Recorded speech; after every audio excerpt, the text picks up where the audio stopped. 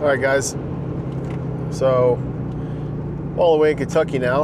We're about 3 days post-hunt, and we were just in Idaho. We spent 7 days in Idaho looking for elk and bear. Again, the unit we went to wasn't the most desirable unit, but after being on the ground for just a little over a day, there was enough elk sign to show that there was plenty of elk there. The predation that was talked about, I did not see. I didn't hear a wolf. I did not see a wolf. We ended up seeing one black bear and not a whole bunch of bear sign. No coyotes. A few mountain lion tracks here and there, but all in all, not the wolf population that was talked up on forums, Facebook, and all that stuff. With all that being said, I am going home with tag soup. I do not have an elk in the bed of my truck, so all in all, I think the trip and hunt was successful in some ways. I will say, boots on the ground, being in an area, and one more day in the elk woods is better than not being there. Every time you're out there, you just take something away, whether it be the shape that you're in, if you need to get better shape, fine-tuning your gear, which I did a lot of. I'm going to have a video breaking down the gear that I did take. I have that video up right now, and I'm going to come back with another video saying what I liked as far as the gear, what I'll probably improve on next time, and some of the extras that I took that I probably didn't need. I felt myself throughout those 7 days shredding gear left and right, dropping stuff. So probably could have saved me initially, especially that first hike in. Over the next couple weeks, I'll be putting together all the film that I have from this hunt. Unfortunately, didn't see too many elk during the day. We were working off a moon that ended up being a harvest moon the last day. Super bright moon throughout the whole week. It rained in our glassing times, both morning and evening.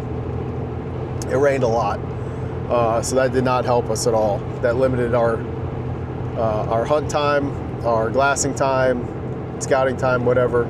It just limited us from being out there, being able to hunt. So, with that being said, though, we did start to figure out what the elk were doing. Kind of concentrated them in a few areas because it seemed like everywhere we went there was elk sign. A lot of it old, some of it new, but there was never really any elk around. Of course, we're talking 1st of October. Elk aren't very vocal, if vocal at all, and especially in that unit. I talked to a lot of hunters out there. No success that we saw. We did hear of one guy shooting a bull, but we did not see that firsthand. So, again, I think towards the end of it, we realized what these elk were doing. They were hiding out up high during the day, bedded down, and they'd moved to, a lot of it was ag land, a lot of it was private land that they were moving down to at night and feeding. We saw a plethora of elk at night. So, again, 7 days in the woods. Learned a lot from it. Definitely looking forward to getting back out there. It was fun. Idaho was a blast. Beautiful country. Looking forward to putting out the video. This is a little precursor that nothing was shot in the video, so I think it's still worth a watch. Still shows my journey out there, being out there in the woods, and I think you guys will enjoy it. It won't be a terribly long video, but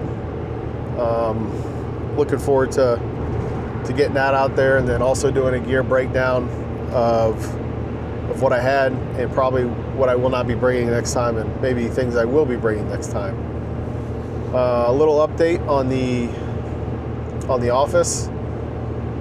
All the drywall is in, courtesy to my dad, who was working on the drywall when I was gone for these past 2 weeks. And so when I get home, I got a little bit of cleanup work to do in there. We're gonna get a floor in. We're gonna get some paint on the walls, and then we're gonna start to lay it out as far as a desk, hanging some stuff up on the walls, getting the shooting bench down, getting all the storage and stuff. Probably going to have an area for meat processing. I'll probably put my freeze dryer in there, dehydrator in there, grinders in there, stuff like that. That'll be nice to be able to work in an air-conditioned area instead of the barn that I'm doing it in, because as you know, Florida, it could be middle of December and it's still 85 degrees, 90 degrees in that barn. So that'll be nice to get into some air conditioning while I'm doing a lot of that. Anyways, yeah, appreciate you guys watching, and stay tuned for some more videos.